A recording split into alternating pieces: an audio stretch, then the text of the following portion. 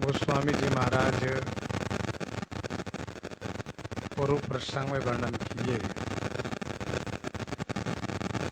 महर्षि श्री वाल्मीकि जी महाराज भगवान श्री रामचंद्र जी को निवास करने के लिए 14 स्थान बता रहे हैं।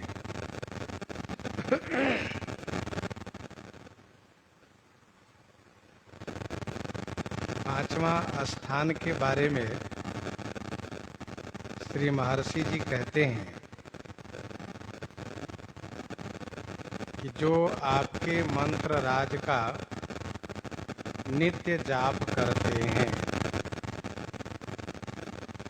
तथा परिवार सहित आपकी पूजा करते हैं, यंत्र राज की पूजा करते हैं, अनेक प्रकार से हवन करते हैं, तर्पण करते हैं, ब्राह्मण को उनके मन के अनुरूप भोजन करा करके बहुत दान दिया करते हैं और आपसे अधिक गुरु जी को मानते हैं, हृदय से मानते हैं और सब प्रकार से सम्मान पूर्वक सेवा करते हैं।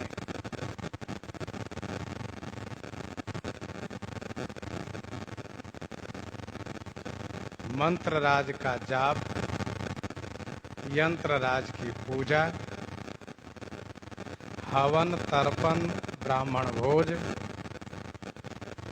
और गुरु जी के प्रति आपसे अधिक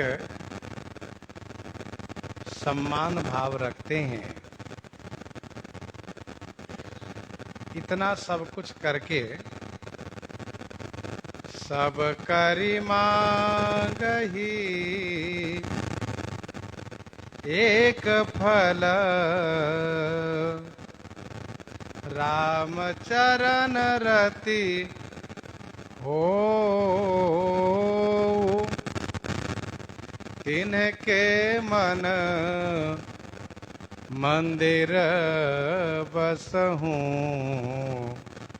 सिए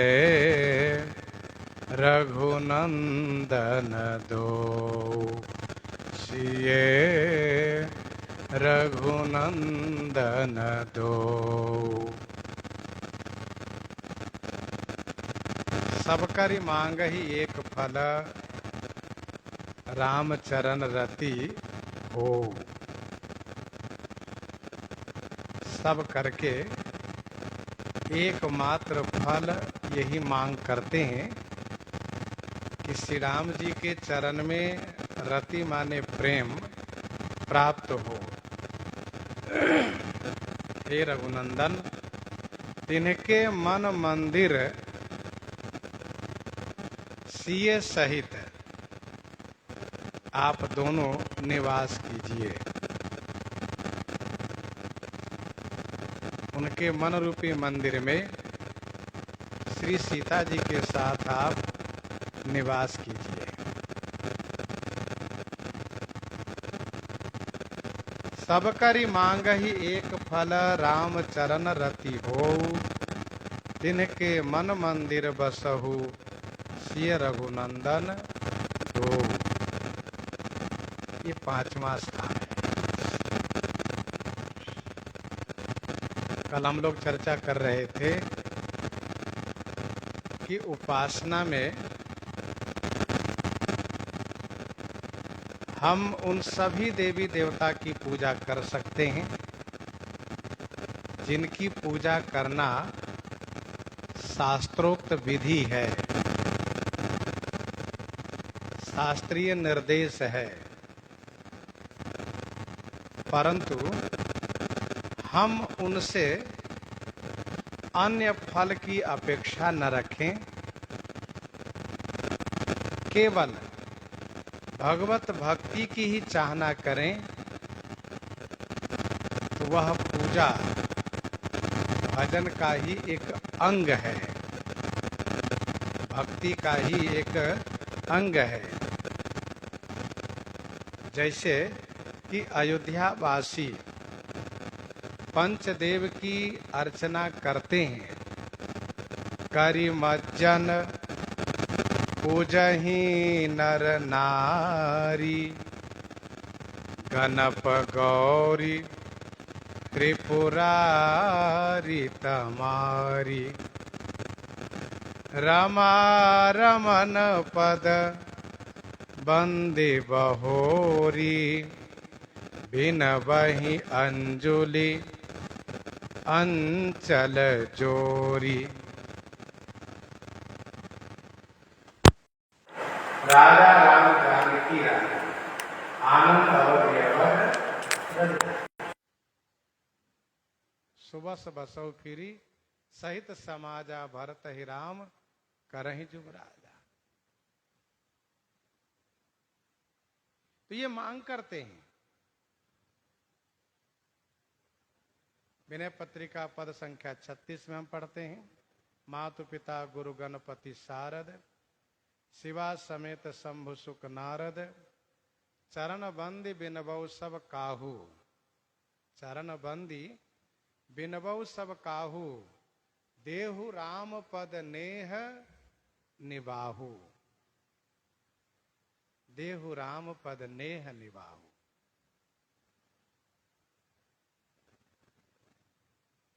भगवत प्राप्ति के दो मार्ग है, एक पिपीलिका मार्ग है और दूसरा विहंगम मार्ग है।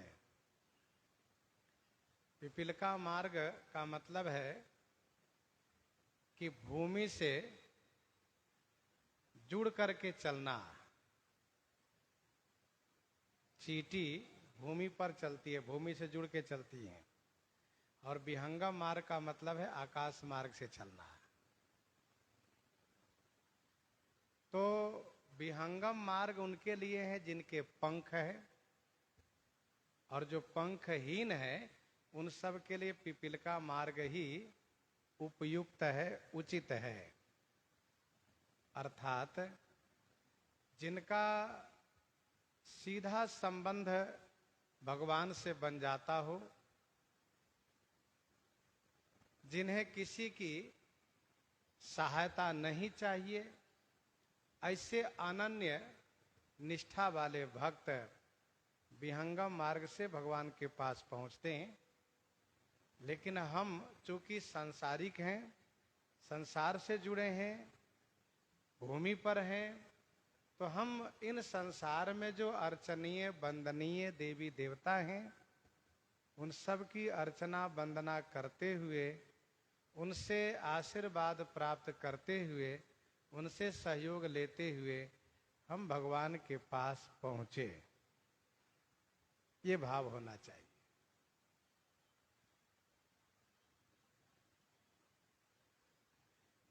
श्री वाल्मीकि जी कहते हैं, तिनके मन मंदिर बसहु, उनके मन मंदिर में आप सिय रघुनंदन दो दोनों निवास कीजिए।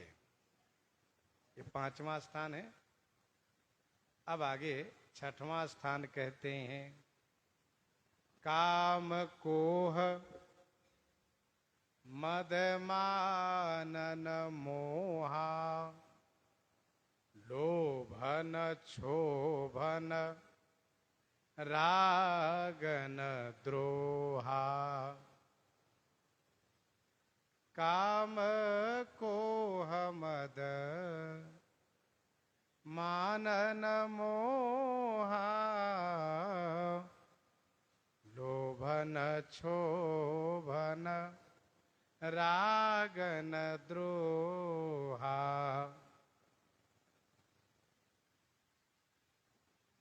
जो निर्विकार है, जिनमें न काम है, न क्रोध है, न मद है, न मान माने अभिमान है, और न मोह है। मोह माने आसक्ति है, जिनमें कहीं आसक्ति नहीं है, न उनको कोई लोभ है, न क्षोभ माने उद्वेग है, न राग माने कहीं प्रेम है, और न द्रोहा माने कहीं उनको द्वेष नहीं है। ये बहुत बड़ी बात है। जिन्होंने सभी विकारों पर विजय प्राप्त कर लिया है, जिनमें कोई विकार है ही नहीं, निर्विकार हैं, ऐसे उच्च कोटि के भक्त हैं जिन्होंने सभी इंद्रियों को अपने नियंत्रण में कर रखा है।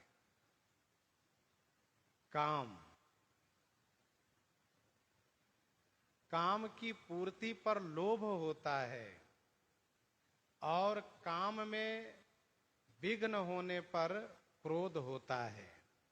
अर्थात काम की पूर्ति पर लोभ होता है, काम की पूर्ति न होने पर क्रोध आता है। वैसे ये कामादि विकार नरक के द्वार है, नरक के मार्ग हैं। काम क्रोध मद लोभ सब नाथ नरक के पंथ, सब परिहरि रघुबीर ही भजहु भजहि जेहि संत। इसी को द्वार कहा है गीता जी के 16वें अध्याय के 21वां श्लोक में। भगवान श्री कृष्णचंद्र जी कहते हैं, त्रिविधम नरकस्यदम द्वारम नाश नमात्मनः कामः क्रोधस्तथा लोभस्तस्माद् एतत्त्रयम् त्यजेत। ये तीनों नरक का द्वार है। त्रिविधम नरकस्यदम द्वारम, इसलिए इन तीनों पर विजय प्राप्त करने का मतलब ये हुआ कि नरक के द्वार व रास्ते से मुक्त होना है, जिनमें कोई काम नहीं।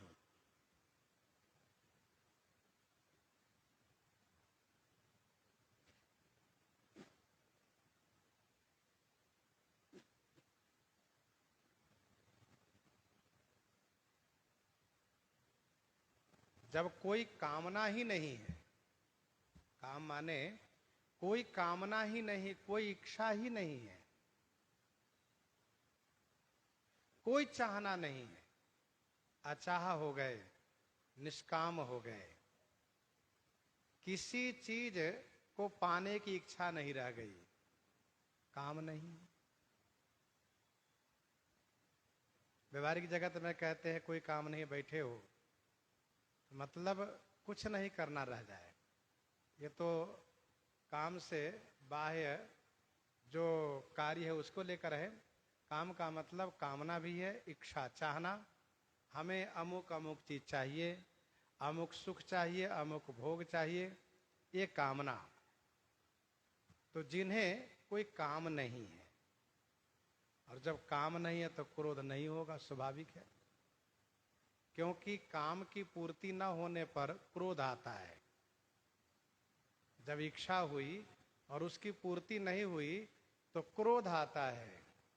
जब काम नहीं है इसलिए क्रोध नहीं है। उसकी पूर्ति होने पर लोभ आता है, लोभ ही नहीं है। मद और मान, मद कहते हैं घमंड को, मद कहते हैं घमंड को। जो 5 प्रकार के घमंड होते हैं, जातिर्विद्या महत्वम च रूप यौवन मेव च इत्यनेन परित्यज्य पंचैते भक्ति कंटकाः। ये 5 प्रकार के मद है। जैसे कि जातीयता का मद, विद्या का मद, रूप का मद, प्रतिष्ठा का मद, युवा होने का मद। तो जाति विद्या महत्वम च रूप यौवन मेव च, ये 5 प्रकार के मद है। और अभिमान, ध्यान दीजिएगा, अभिमान जब अपनी पराकाष्ठा पर जाता है तो वही मद कहलाता है, घमंड कहलाता है। जैसे कि हम बहुत बड़े विद्वान हैं, हम श्रेष्ठ जाति के हैं, हम बहुत बड़े प्रतिष्ठित हैं, यह जो अभिमान है यहाँ तक तो ठीक है। लेकिन जब हम औरों में यह भाव लाते हैं क्या कि हम विद्वान हैं और ये मूर्ख है, हीन दृष्टि से देखना, हम श्रेष्ठ जाति के हैं, ये नीच जाति के हैं, हम प्रतिष्ठित हैं और ये जिनको कोई पूछता ही नहीं है, इस भाव से उनके प्रति हीनता लाना,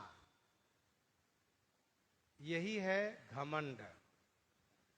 तो जातिर्विद्या महत्वम च रूप यौवन मेव च इत्यनेन परित्यज्य पंचैते भक्ति कंटकाः। ये 5 प्रकार के मद हैं। तो जिनको न काम है, न क्रोध है, न मद है, न मान माने अभिमान है, किसी प्रकार से कोई अभिमान नहीं है। ध्यान दीजिएगा, अभिमान होना ये समस्त दुखों का कारण है। संस्कृति मूल शूल प्रद नाना सकल शोकदायक अभिमाना। संस्कृति का मूल है अर्थात जन्म मरण का मूल है, अनेक शूल देने वाला है। सकल शोकदायक अभिमाना, समस्त शोकों को देने वाला यह अभिमान है।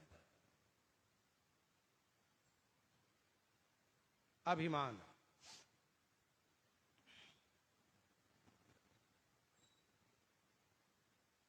जिनमें कोई अभिमान नहीं है।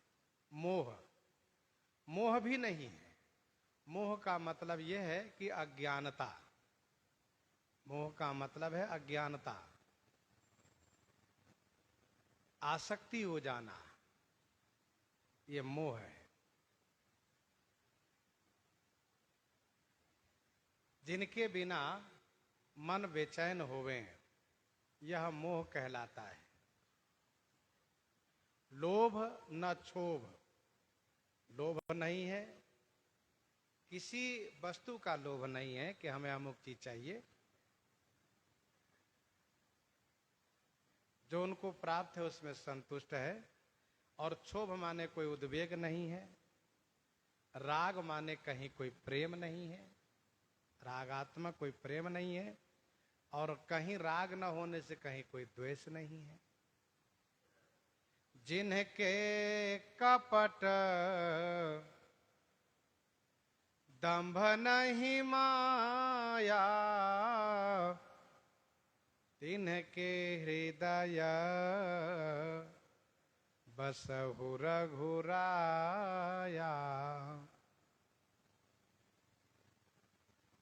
अब ये भजन पूजन कर रहे हैं कि नहीं, ये बात नहीं कही जा रही है। इन्होंने विकारों पर विजय प्राप्त कर लिया है। जिनके कपट दंभ नहीं माया,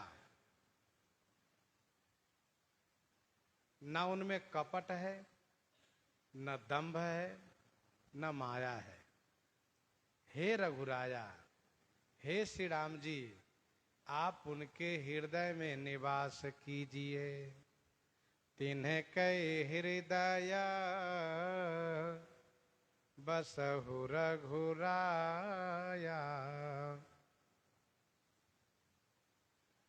जिनके कपट दंभ नहीं माया, कपट नहीं। कपट किसको कहा जाता है? कपट उसको कहा जाता है कि हृदय में कुछ और हो और मुख पर कुछ और हो, अर्थात बात को मन में छुपा करके जो कहते हो वो कपट कहलाता है। कपट करना अर्थात दुराव करना, छुपाव करना। होई न विमल विवेक उर गुरुसन किए दुराव।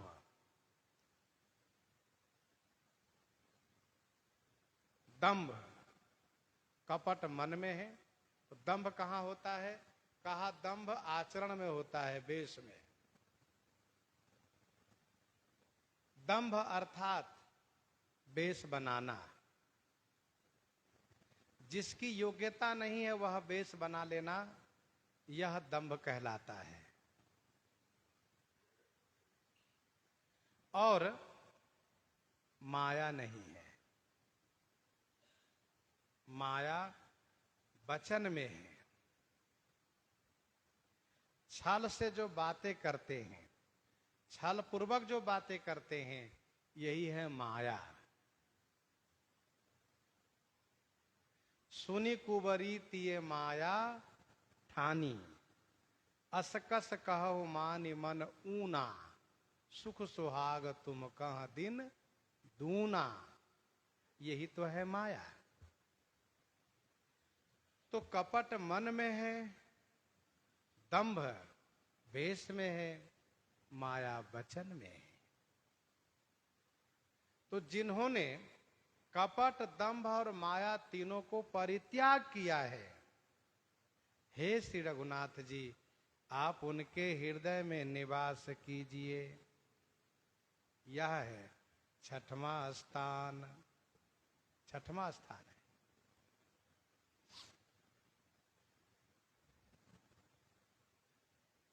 लोग कपट भी करते हैं, दंभ भी करते हैं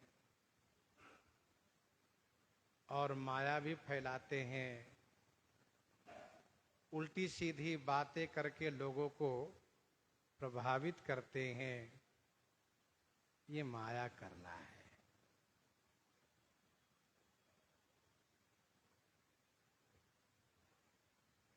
कही करहु कि न कोटि उपाया, यहाँ न लागहि राउरी माया। तो वचन से ही माया फैलाया जाता है। गलत को अच्छा ठहरा करके उससे गलत करवा दिया जाता है। ये उसकी माया है। आगे सुनिए। सबके प्रिय सब के हितकारी, सब कई प्रिय सब के हितकारी, दुख सुख सरिस प्रशंसा गारी, दुख सुख सरिस प्रशंसा गारी। सातवां स्थान के बारे में श्री महर्षि जी कहते हैं, जो सबके प्रिय, सबके हितकारी, जो सभी के प्रिय हैं और सभी के हितकारी हैं, दुख सुख सरिस प्रशंसा गारी। दुख और सुख को सरिस माने समान समझते हैं। दुख सुख और प्रशंसा तथा गाली को, दुख को, सुख को, प्रशंसा को, प्रशंसा माने बड़ाई को, और गाली को सरिस माने बराबर मानते हैं। सब कहे प्रिय सब कहे हितकारी। ये सातवां स्थान का प्रारंभ है। सभी के प्रिय बनना तो बड़ा कठिन काम है। हाँ, इतना कह सकते हैं कि अधिकतम लोगों के प्रिय, बहुसंख्यक लोगों के प्रिय, बहुजन प्रिय, बहुत से लोगों के प्रिय। लेकिन यहाँ गोस्वामी जी कह रहे हैं, महर्षि जी का वाक्य है कि सबके प्रिय, सबके हितकारी। अच्छा, वह सबके प्रिय कैसे बने हैं? तो कहा सबके हितकारी हैं। सबका हित चाहते हैं, इसीलिए वे सबके प्रिय बने हुए हैं।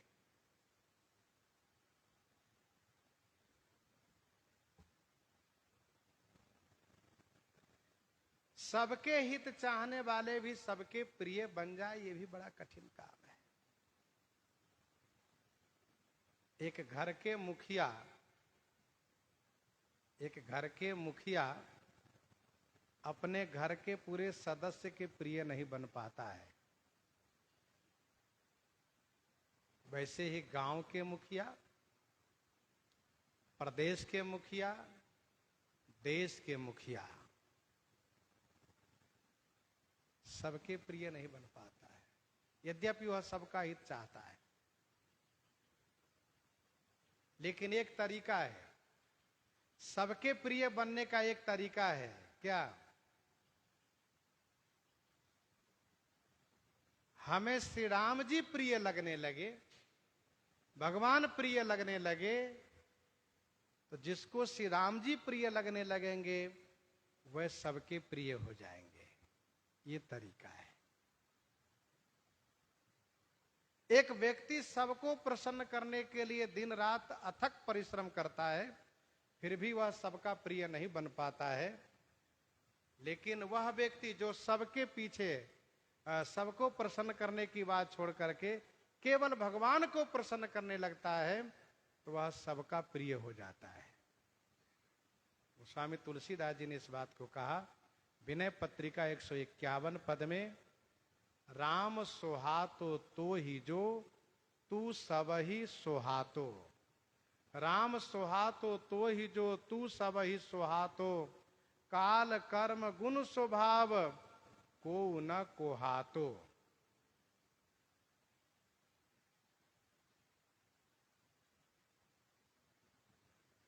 ये तरीका है, ये युक्ति है। फिर भी महर्षि जी कह रहे हैं सबके प्रिय, सबके हितकारी।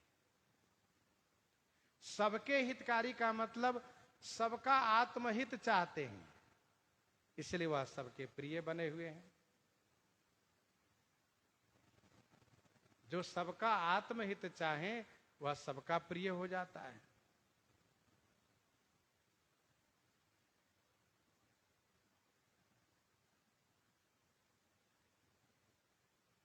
शरीर के भोग को अपने कर्म पर छोड़ देते हैं। शरीर का जो भोग है वह कर्मानुसार प्राप्त हो रहा है। दुख सुख सरिस प्रशंसा गारी। दुख और सुख तथा प्रशंसा गाली में वो सम है। जैसे सुख भगवान का प्रसाद है, वैसे दुख भी उन्हीं का आशीर्वाद है। ये दुख सुख द्वंद है, प्रशंसा गाली द्वंद है। सुख मिल रहा है तो दुख भी मिलेगा, दुख मिल रहा है तो सुख भी मिलेगा। प्रशंसा हो रही है तो गाली भी सुनने को मिलेगी, गाली सुनने को मिल रही है तो प्रशंसा भी सुनने को मिलेगी। उनकी विशेषता यह है कि वे सबके प्रिय हैं, सबके हितकारी हैं, दुख सुख प्रशंसा गाली में बराबर हैं। सामाजिक कार्य क्षेत्र ऐसा है, सामाजिक कार्य क्षेत्र ऐसा है कि जहां पर एक तरफ जय जयकार होती है, प्रशंसा होती है, दूसरी तरफ गाली देने वाले भी खड़े रहते हैं, काला झंडा दिखाने वाले भी खड़े रहते हैं, बुराई करने वाले भी खड़े होते हैं। प्रशंसक की दृष्टि में गुण ही गुण है, जो निंदक है, जो विरोधी है, उनके दृष्टि में दोष ही दोष है। और यह भी सत्य है कि जो व्यक्ति दुख सुख प्रशंसा गाली से परेशान होता है, सुख मिला खुश हो गए, दुख मिला रोने लगे, प्रशंसा हुई बड़े आह्लादित हो गए, गाली सुनने को मिली बड़े उदास हो गए, वे सामाजिक कार्य कर नहीं सकते, उनसे सामाजिक कार्य नहीं हो सकता। इसमें सम होना पड़ता है, सम होना पड़ता है। तो सबके प्रिय, सबके हितकारी, दुख सुख सरिस प्रशंसा गारी। चैतन्य महाप्रभु जी कहते हैं, श्री चैतन्य महाप्रभु जी कहते हैं, सम्मानम कलयाति घोरम गरलम नीचापमानम सुधाम। अर्थात जो सम्मान है यह जहरवत है और जो अपमान है यह सुधाम माने अमृतवत है। अब हम आप निश्चय करें विचार करके, क्या मन में यह भावना आती है कि सम्मान करने वालों की ओर हम ध्यान न दें और अपमान करने वाले की ओर भी ध्यान न दें? सम्मान करने वाले की ओर हम ये न देखें कि बड़े अच्छे हैं, अपमान करने वाले की ओर ये न देखें कि बुरे हैं। क्या ये भाव आता है? नहीं। ध्यान दीजिएगा, शास्त्र हमें साधक बनने के लिए मार्गदर्शन करते हैं। हमें जब समाज में कोई बहुत बड़ा कार्य करने का निश्चय हो रहा है तो इन बातों पर हमें सम होना चाहिए, दुख सुख प्रशंसा गाली पर। यूं ही कोई महान व्यक्ति नहीं बनता है, यूं ही कोई बड़ा व्यक्ति नहीं बनता है। उनको उतनी बड़ी साधना करनी पड़ती है और वे करते हैं, लेकिन जब उनकी महानता बड़प्पन प्रकट होता है तो लोग कहते देखो इतने बड़े महान हो गए।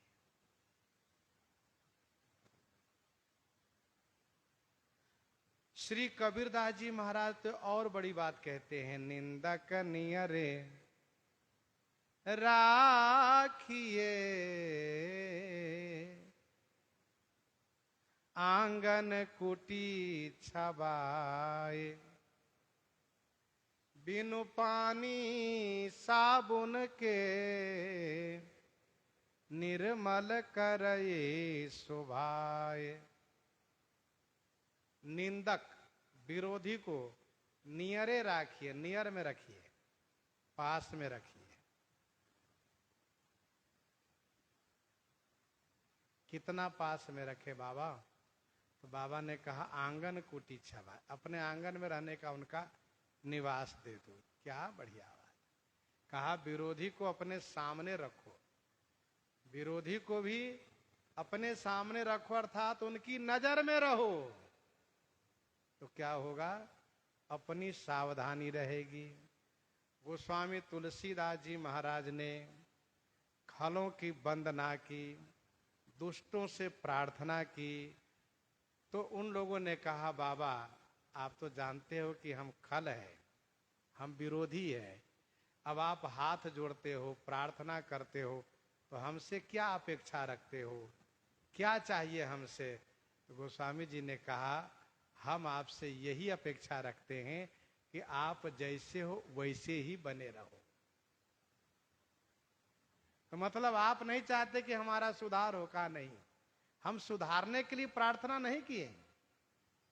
मैं अपनी दिशि किन्ह निहोरा,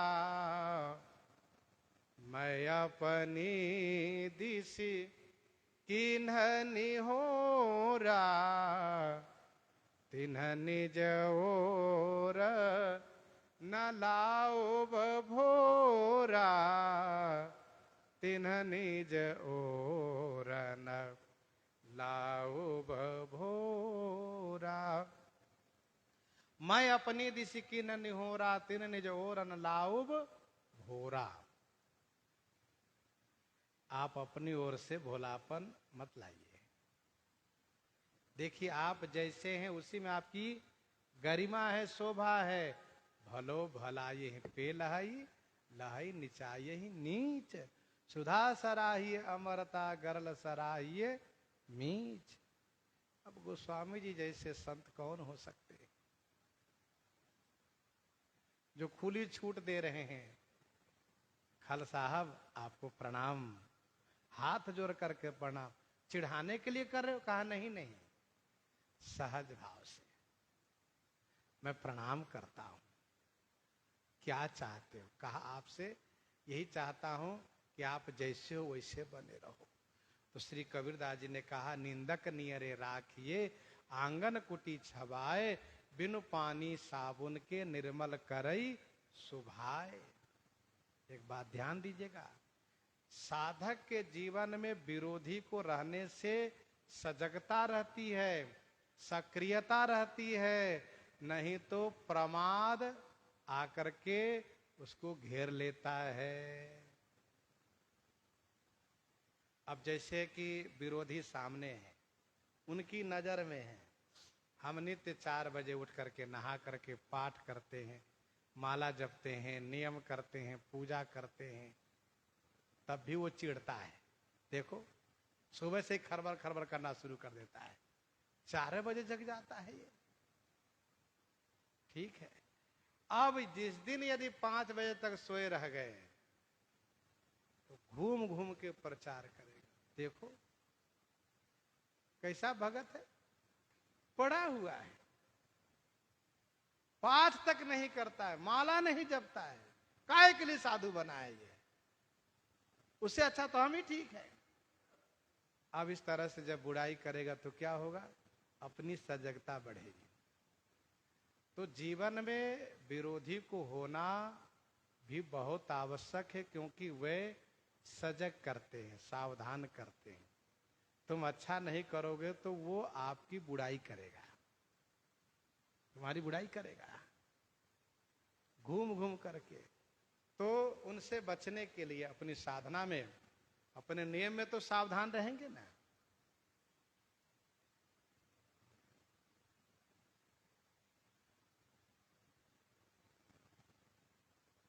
और आगे जैसा कि भी आपने सुना कि लोक सेवा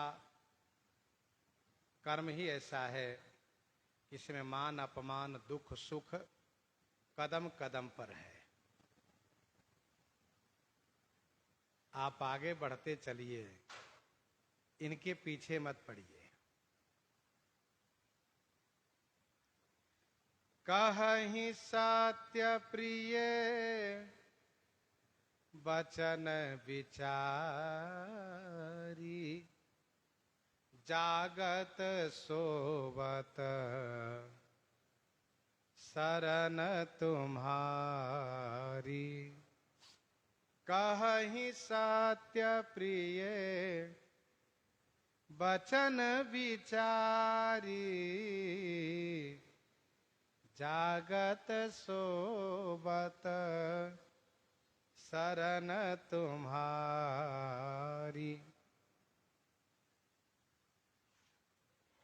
विचारी, विचार पूर्वक, सत्य प्रिय वचन कहि, जागत सोवत शरण तुम्हारी। जागते हुए सोते हुए में आपकी शरण में रहते हैं। कहि सत्य प्रिय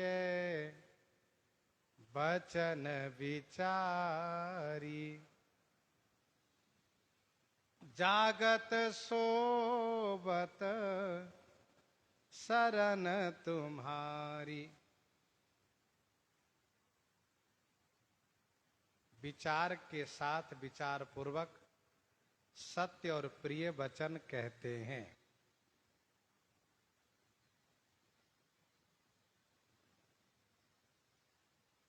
नीति शास्त्र में लिखा है, सत्यम बुर्यात प्रियम बुर्यात, न बुर्यात सत्य अप्रियम।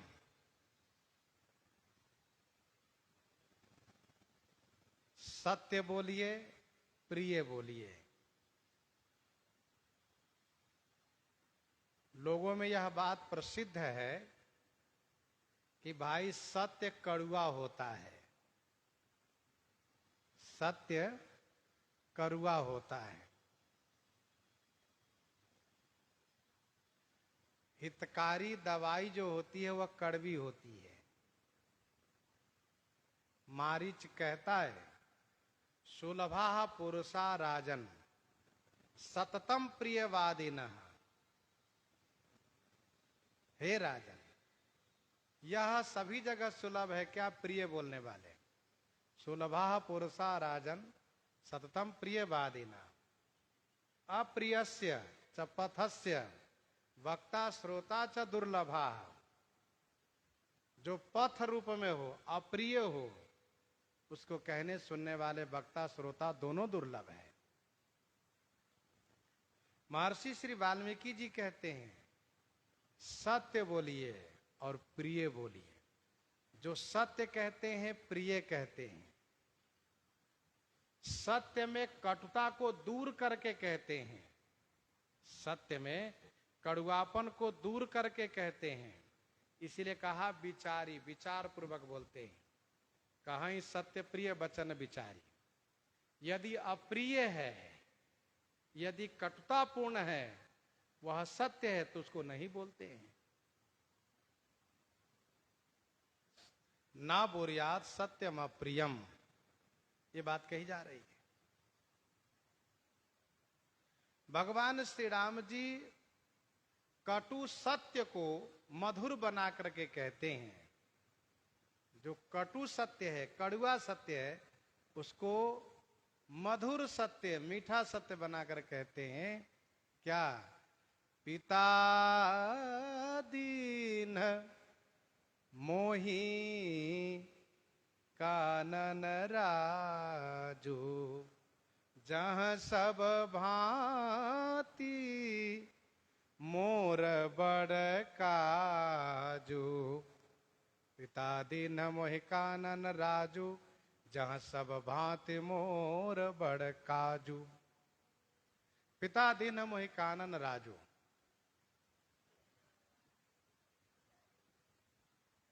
अब ये जंगल में जाना कटु सत्य है, सत्य भी और कड़ुआ है। श्री राम जी कह सकते थे, माता जी, पिताजी हमें वनवास दे दिए, वन में रहने के लिए आदेश दे दिए। तो है तो सत्य, पर कड़ुआपन है इसमें। पिताजी वनवास कर दिए, वन में भगा दिए। लेकिन श्री राम जी ने उन्हें मधुर बनाया। क्या कहा? पिताजी ने मुझे वन का राज दिए हैं। पिताजी ने मुझे वन का राज दिया है। पिताजी हमें वन का राजा बना दिए हैं। अब देखिए, है तो ये सत्य, अब इसमें मधुरता आ गई। वन का राज यानी वन का राजा बना दिए हैं। अयोध्या जी का राज छोटा था, तो उस पिताजी ने सोचा कि छोटा राज्य छोटे भैया को मिले, और वन का राज्य बड़ा है तो बड़ा राज्य बड़े भाई को मिले। पिता दीन मोहि कानन राजू। ऐसे ही जीवन में यदि कोई ऐसी परिस्थिति आवे, तो सत्य यदि वो कटु है, कड़ुआ है, तो उसको मीठा बना करके कहने का प्रयास करना चाहिए। श्री वाल्मीकि जी कहते हैं, विचारी माने विचार पूर्वक बोलो, कहि सत्य प्रिय वचन विचारी। बोलने के पहले ही विचार करना चाहिए।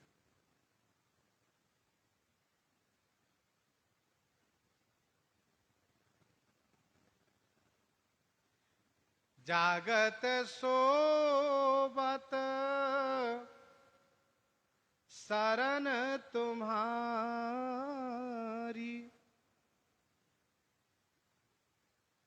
जगते हैं तो सोते हैं तो आपकी शरण में हैं, आपके भरोसे हैं। जब हम जागृत अवस्था में हमेशा यह अनुभव करेंगे कि हम श्री राम जी की शरण में हैं, श्री राम जी द्वारा रक्षित हैं, श्री राम जी के भरोसे हैं, तो सोने पर भी यही बात आएगी, सोने में भी यही भाव रहेगा। रक्षिष्यतीति विश्वासः, ये विश्वास होना चाहिए कि हम श्री राम जी द्वारा रक्षित हैं।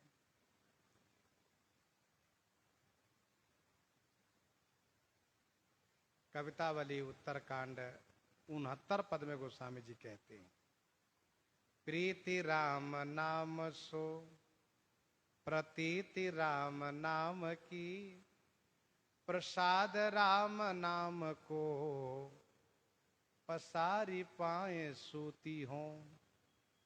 प्रीति राम नाम सो प्रतीति राम नाम की, प्रसाद राम नाम को पसारी पाए सूती हों।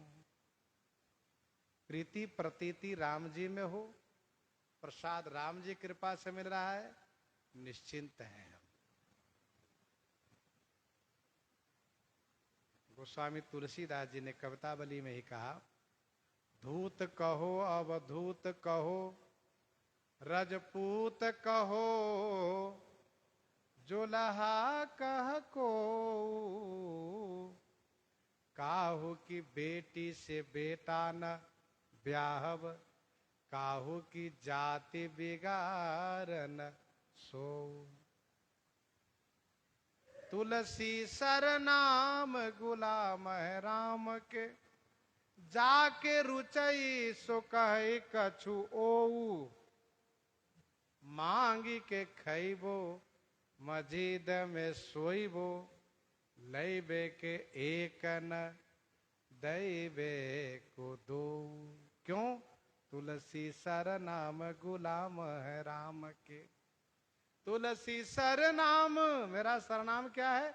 तुलसीदास, और मैं गुलाम श्री राम का हूं। तुलसी सरनाम गुलाम है राम के, जाके रुचै सो कहे कछु। जिसको जो जी चाहे कहो, कोई फर्क नहीं पड़ता। जागत सोबत शरण तुम्हारी, आपके बल से निश्चिंत है हमेशा। जो होगा अच्छा होगा, क्योंकि हम तो राम जी के भरोसे हैं। तुलसी सुखी निसोच राज ज्यों बालक माए बबा के, यही बात है। कवितावली उत्तरकांड 109 पद में गोस्वामी जी ने लिखा, जागे जोगी जंगम जति जमाति ध्यान धरई, डरयोर भारी लोभ मोह कोह काम को। जागे राजा राज काज सेवक समाज साज, सोचे सुनी समाचार बड़े बैरी बाम को। जागे लोभी लालची धरनी धन धाम काम, जागे भोगी भोग ही वियोगी रोगी सोग बस, सोवे सुख तुलसी भरोसो एक राम के।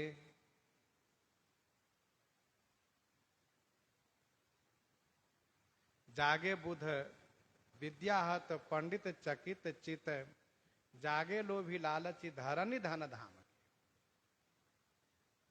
जागे भोगी भोग ही वियोगी रोगी सोग बस, लेकिन सोवे सुख तुलसी भरोसो एक राम के। जागत सोबत शरण तुम्हारी।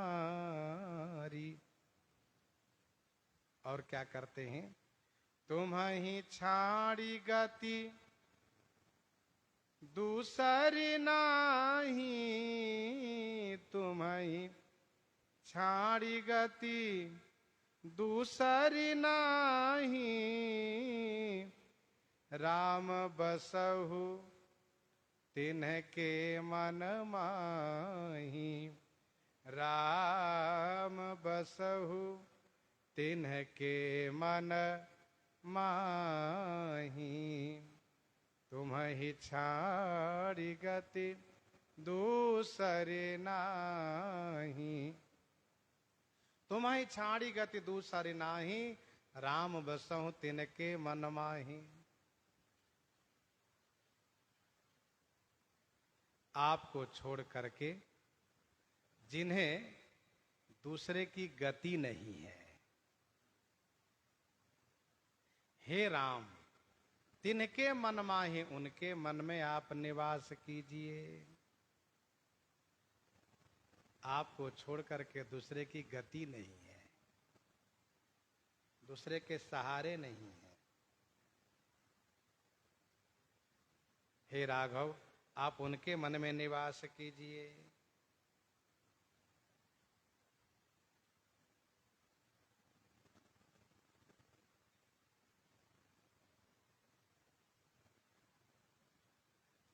बने तो रघुबर से बने, बने तो रघुबर से बने, बिगड़े तो भरपूर।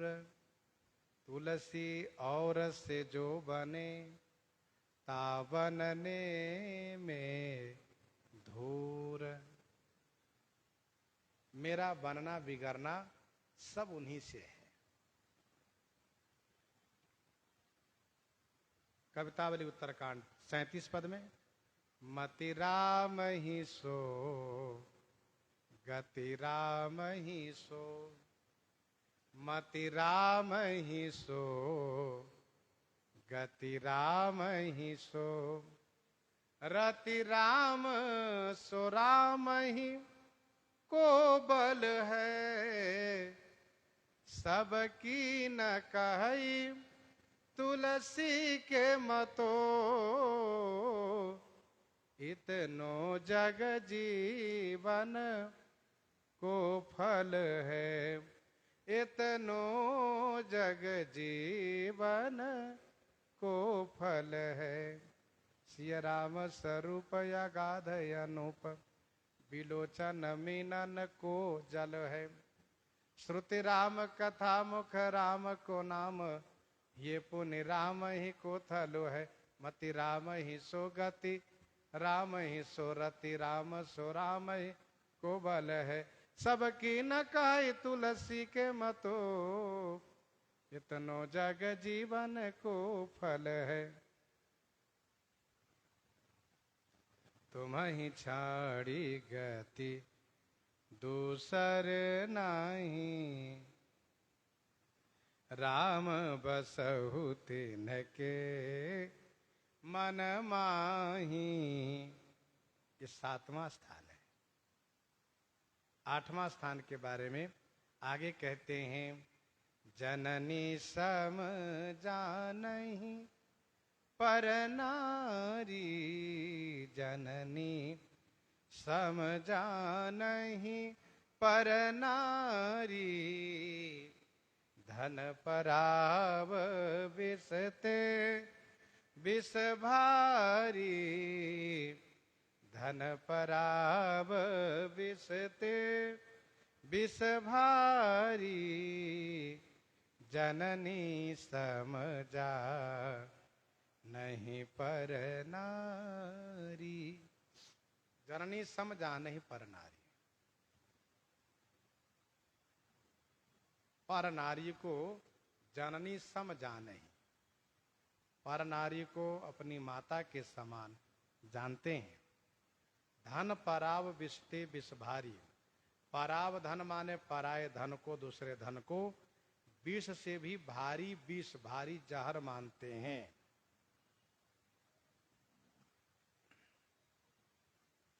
जननी समझा नहीं पर नारी, गृहस्थ आश्रम में रहते हैं, ये सभी नारियों को अपनी माता के समान जानते हैं, मानते हैं। इनकी अपनी नारी है, अपनी संपत्ति है, अपना धन है, लेकिन ये अन्य सभी नारी को मावत मानते हैं, देखते हैं, औरों के धन को भारी जहर के समान देखते हैं। अर्थात पर धन पर नारी के प्रति इनका शुद्ध भाव है। पर धन जहरवत है, पर नारी मातृवत है। जैसे मां के प्रति दुर्भाव नहीं आ सकता, वैसे ही वह सभी नारी के प्रति अपनी दृष्टि रखते हैं, कहीं कोई दृष्टि नहीं, कुदृष्टि नहीं जाती है, और पराये धन को भारी विष से विष मानते हैं।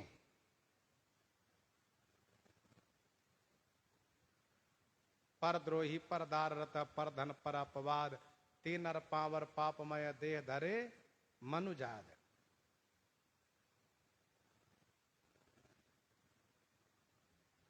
पराय धन जहर से भी बारी जहर है।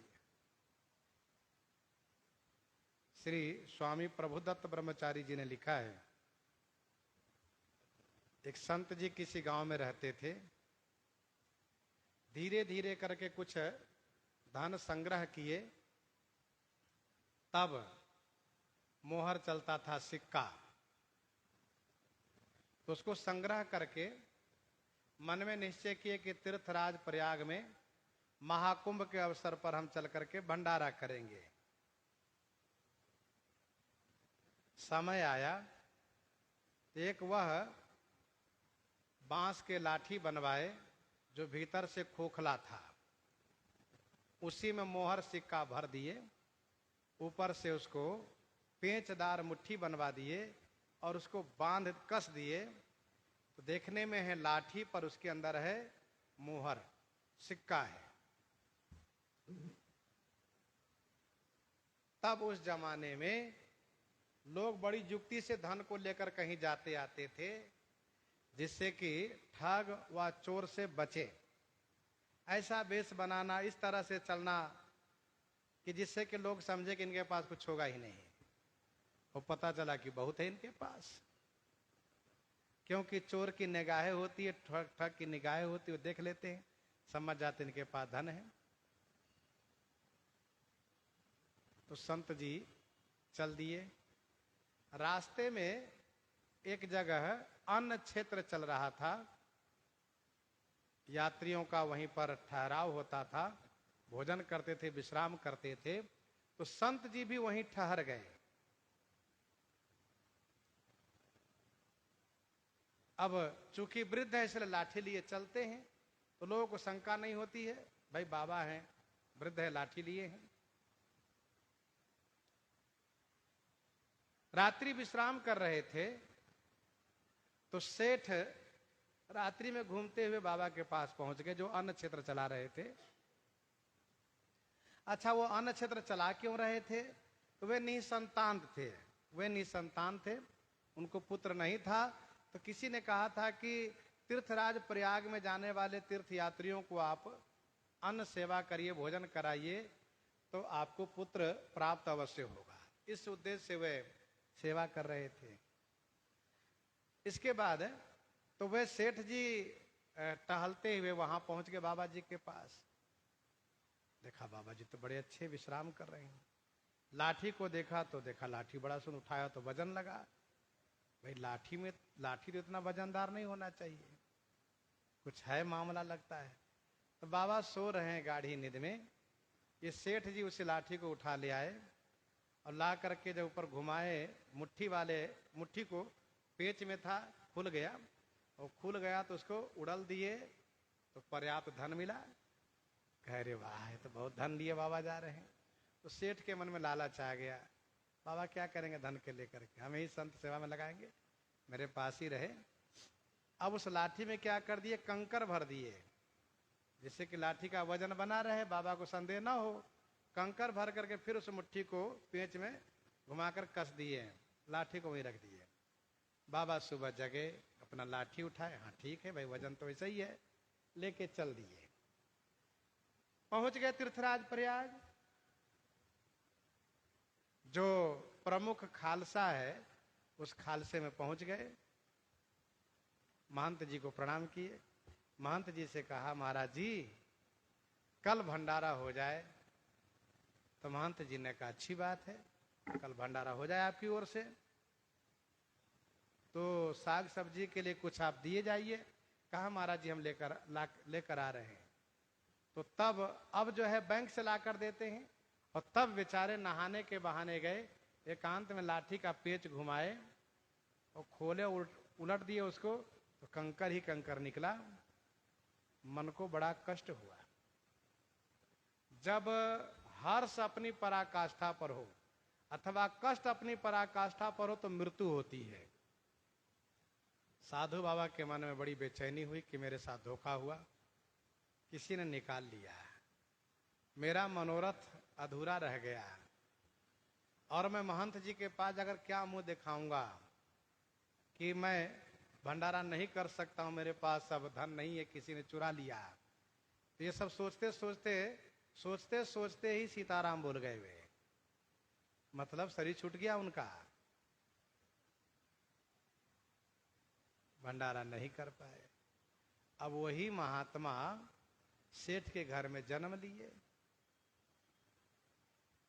सेठ के घर में जन्म लिए, बालक का जन्म हुआ। सेठ बड़े खुश हुए कि भाई प्रयागराज जाने वाले तीर्थयात्रियों की सेवा बहुत फलदायी है, बड़े प्रसन्न हुए। अब वह बालक धीरे धीरे बढ़ता गया, 11 वर्ष का हुआ, 12वें वर्ष में फिर तीर्थराज प्रयाग का महाकुंभ का मेला लग गया। बालक ने अपनी मां से कहा, मां मुझे मेला देखने जाना है। कहा बेटा, बिल्कुल, अब एक ही बेटा है सेठ का। तो सेठ सेठानी दोनों बेटा को लेकर के, धन लेकर के चले हैं प्रयाग के मेला करने। सेठ सेठानी के मन में है कि मेरा बेटा है, दुलरुआ है, एक ही है, जो कहेगा खर्च हम करेंगे, जहां जैसा कहे खर्च हम करेंगे। तो संस्कार था उस बालक का संस्कार था, उसने खालसे में जाकर के संतों का दर्शन किया। तो पिताजी से माताजी से कहा कि माताजी साधु बाबा को भोजन कराना चाहिए। कहा बेटा तो बड़ी अच्छी बात है। महंत जी को पैसा दिया सेठ ने, भंडारे की तैयारी हुई, भंडारे की तैयारी में सब व्यवस्था बन गई, भंडारा संपन्न हुआ। भंडारे का कार्य संपन्न हुआ और कार्य संपन्न होते ही बालक के सिर में दर्द शुरू हो गया, असहनीय वेदना होने लगी बालक के सिर में। और उस वेदना के साथ साथ बालक को वो सब धीरे धीरे ध्यान में आने लगा, याद आने लगा। मैं बाबा जी था, पिछले कुंभ में भंडारे के लिए चला था, सेठ ने अन्न क्षेत्र खोला था, मैं वहीं विश्राम किया था, सेठ ने धन ले लिया था और मेरा भंडारा करने वाला मनोरथ पूरा नहीं हो पाया था, अधूरा रह गया था, उसी को पूरा करने के लिए मेरा जन्म हुआ है। भंडारा पूरा हुआ, अब मेरा कार्य पूरा हो गया, अब तो हम यहाँ चलेंगे। तो जैसे उनको सब याद आया तो उस बालक ने माँ को सारी बातें बता दिया। माँ मेरा कार्य पूरा हो गया। कहा कैसे बेटा? कहा इसी भंडारे के लिए मैं आया था। पिताजी से पूछो, 12 साल पूर्व यानी पिछले कुंभ में इन्होंने एक संत जी का धन लिया था, लाठी से धन को निकाला था। तुरंत पूछा कहाँ? और बाबा जी मैं ही हूं, भंडारा करने के लिए मैं धन ला रहा था, भंडारा हो गया, मेरा कार्य पूरा हो गया, मैं अब चला, राम राम। यूं कह करके शरीर परित्याग कर दिए। ब्रह्मचारी जी महाराज ने कहा, उन्होंने लिखा, यदि किसी का धन यदि आप लेते हो छल से कपट से, तो याद रखो वो अगले जन्म में आपको भरना पड़ेगा। धन वाला आपसे धन लेगा, छोड़ेगा नहीं। तो जननी समझा नहीं पर नारी, धन पराव बिस्ते बिस भारी। जे हर सही पर संपत्ति देखी, दुखित होहि पर विपत्ति विसेखी। जो पराई संपत्ति को देख करके हर सही माने खुश होते हैं, पर विपत्ति को देख करके विशेष दुखी होते हैं। और हे राम जी, जिन्हि राम तुम प्राण पियारे, तिन्हके मन शुभ सदन तुम्हारे। जिन्हि राम तुम प्राण पियारे, तिन्हके मन शुभ सदन तुम्हारे। हे राम जी, जिनको आप प्राण प्रिय हैं, उनके मन आपके लिए शुभ सदन है। यह 8वां स्थान श्री वाल्मीकि जी बता रहे हैं। प्रसंग को यहीं पर हृदयांगम करते हुए आइए श्रवण करते हैं श्री भक्तमाल जी से।